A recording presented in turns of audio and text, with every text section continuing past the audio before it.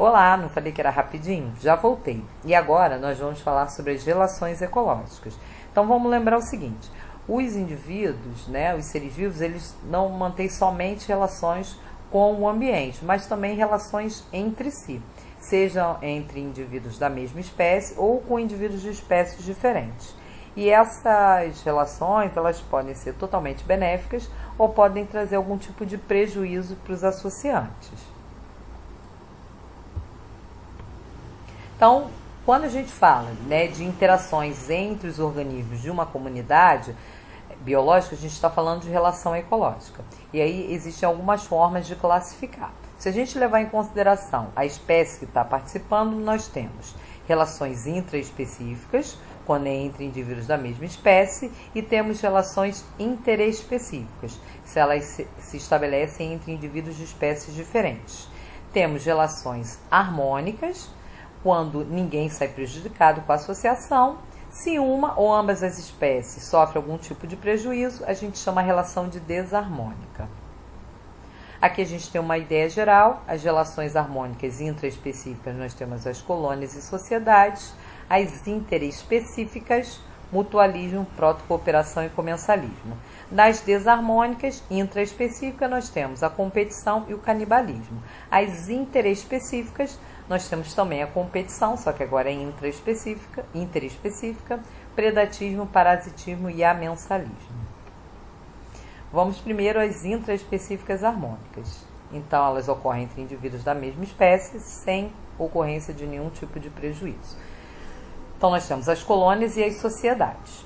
Qual seria a diferença entre elas? As colônias, nós temos os indivíduos fisicamente unidos, tá? Eles são anatomicamente ligados. E aí nós temos colônias que são isomorfas, quando eles têm semelhanças nas funções e nas formas, é o caso dos corais, aqui esse primeiro exemplo. E temos as colônias que são consideradas heteromorfas, quando eles têm alguma diferença, tá? Seja na forma ou nas funções. É o caso da caravela portuguesa. Com relação à sociedade, a gente não tem essa união anatômica, eles não são fisicamente unidos. E aí é o caso dos insetos sociais, as abelhas, as formigas e as vespas.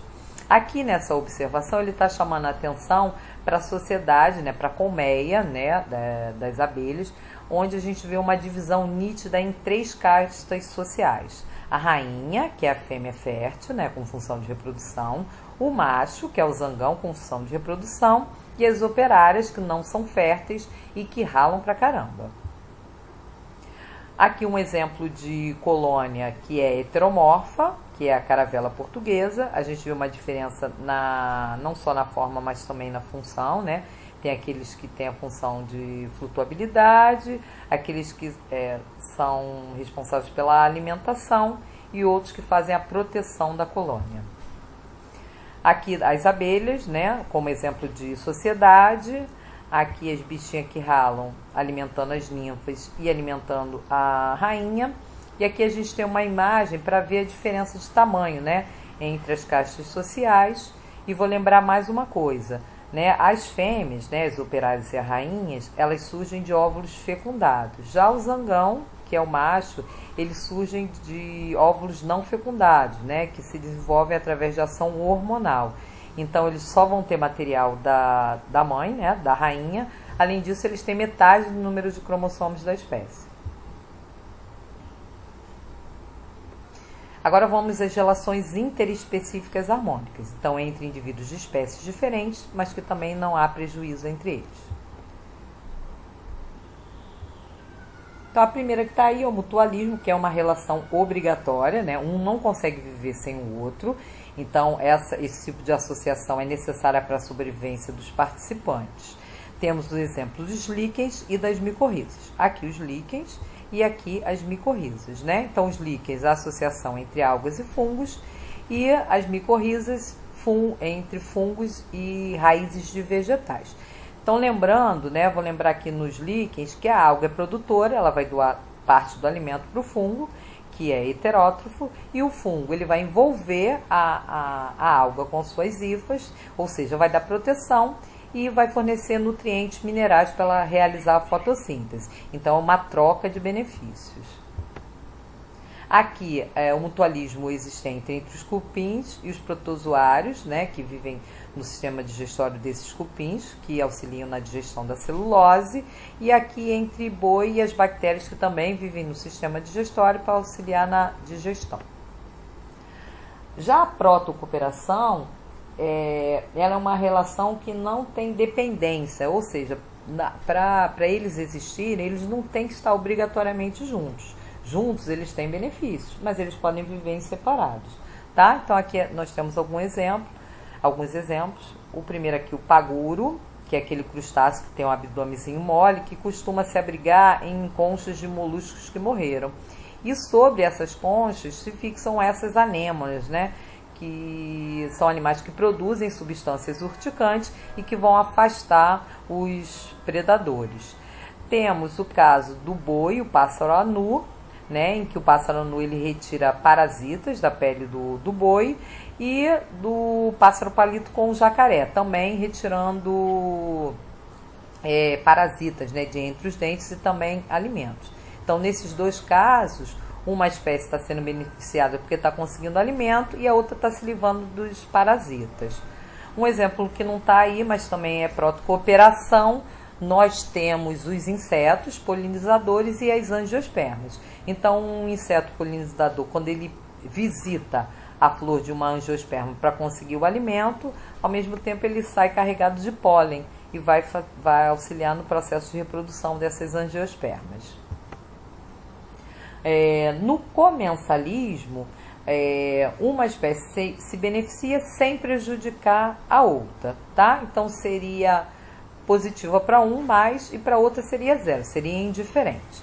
Nós temos o comensalismo típico, em que uma espécie se alimenta de restos alimentares de outra, sem prejudicá-la. É o caso dos abutres, né, que aproveitam, por exemplo, restos de alimento das presas dos leões, ou o caso da rêmora com o tubarão, porque a rêmora falou que ela não vai ser doida de roubar alimento do tubarão, tá? Alguns autores consideram esse inquilinismo um outro tipo de relação interespecífica harmônica, tá? Não está dentro do comensalismo, tá? Tanto faz. É só vocês entenderem que é uma relação ecológica em que uma espécie vive sobre outra, né? Como se fosse um inquilino ou então no interior dessa espécie hospedeira, mas sem causar prejuízo para a hospedeira. O exemplo que está aqui é de epífitas, como é o caso das bromélias e das orquídeas. Então elas não vão roubar nada da árvore hospedeira. O que elas querem só é conseguir mais luz solar para a realização da fotossíntese. Relações intraespecíficas, só que agora são desarmônicas, com algum tipo de prejuízo. Então, temos a competição intraespecífica, então é entre indivíduos da mesma espécie, eles vão disputar algum recurso do meio, pode ser local para abrigo, pode ser parceira sexual, pode ser alimento. E a competição, ela é sempre negativa. Por quê? Porque mesmo que uma espécie, né, no caso da interespecífica, ou, por exemplo, entre indivíduos da mesma espécie, mesmo que um saia vencedor, ele gastou energia com essa competição. Então, ela é sempre negativa. Ela vai ser um fator para regular o tamanho da população, tá? Um outro tipo de relação intraespecífica desarmônica é o canibalismo. Então, no canibalismo, um indivíduo mata outro para poder se alimentar. É o caso do louva-a-Deus e da aranha viúva negra. A viúva negra, depois da cópula, ela se alimenta do macho para conseguir nutrientes para desenvolver os seus ovinhos, tá? Agora, as interespecíficas desarmônicas. Então, entre indivíduos de espécies diferentes, a gente também pode ter competição, tá? E isso ocorre geralmente quando eles têm nichos ecológicos que são bem próximos, né? Então, nós temos sobreposição desses nichos ecológicos. Essa disputa pelo recurso ambiental vai ser um fator que vai regular o tamanho das populações, como a gente viu. Em alguns casos, essa competição é tão severa que uma espécie pode ser levada à extinção ou vai ser obrigada a meter o pé, né, ralar peito, emigrar. E no caso da introdução de espécies exóticas num local, a gente vê que ocorre um impacto ambiental muito grande, né? Porque a espécie exótica ela pode ser mais forte, digamos assim, do que a espécie nativa e sair com vantagem na competição pelo aquele recurso. Esse gráfico mostra o que a gente chama de princípio de Gauss. Gauss ele estudou a população de protozoários e ele observou essas populações quando elas eram criadas de forma isolada e depois ele pegou essas mesmas populações e colocou para viver de forma conjunta. E ele observou o seguinte, que esses paramécios, né, que é o Paramécio aurelium caudatum, quando eles eram cultivados de forma isolada, você via uma densidade populacional grande nas duas populações. Já quando eles eram cultivados juntos, o que acontecia?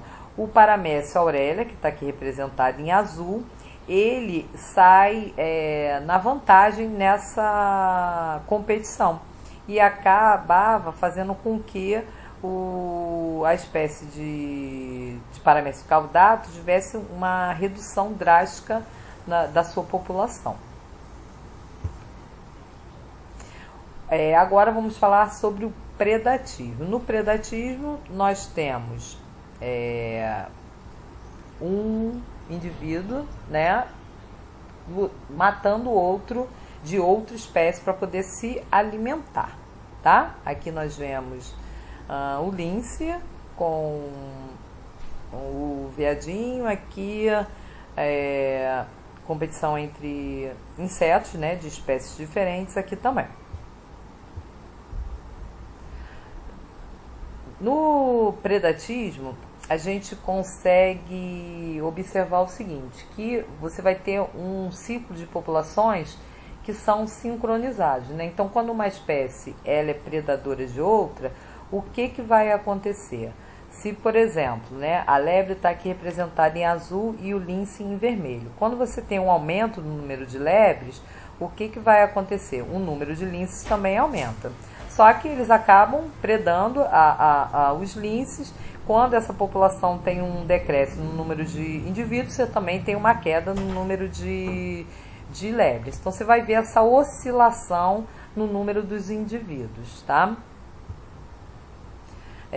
Parasitismo. Então, no parasitismo, quanto no predatismo o outro matava o outro para se alimentar, um mata o outro para se alimentar, no parasitismo ela vai se aproveitar, né? Ela vai sugar recursos do hospedeiro, mas geralmente ela não leva o hospedeiro à morte, porque senão ela vai ter que procurar outro hospedeiro ou ela morre junto, tá? Aí nós temos endoparasitismo, quando o parasita vive no interior do corpo do hospedeiro, é o exemplo do cupim com protozoário flagelado. Temos parasitas que são externos, que são os ectoparasitas, tá? Quando o parasita vive externamente, é o caso do piolho e do homem. Temos holoparasitismo, quando uma planta é parasita, mas ela obtém seiva bruta e elaborada à custa da planta hospedeira. Então, esse aqui é o parasita verdadeiro entre os vegetais, tá? Já a M-parasita, ela só vai retirar a seiva bruta, ou seja, ela realiza a fotossíntese. Então, é considerado como um M-parasita. É o caso da erva de passarinho. Aqui o parasitismo também vai ser um fator regulador do tamanho das populações. E como eu falei, o parasita geralmente não mata o hospedeiro porque ele depende dele para sobreviver. Aqui alguns exemplos de parasitas, né? O carrapato, a tênia, a erva de passarinho, o cipó-chumbo e o pernilongo. O último... só falar o seguinte, existe um tipo de relação que é considerada parasitoidismo. Eu não coloquei aqui, mas vou falar para vocês o que é. Isso seria um parasita que causa a morte do hospedeiro dele no final, tá?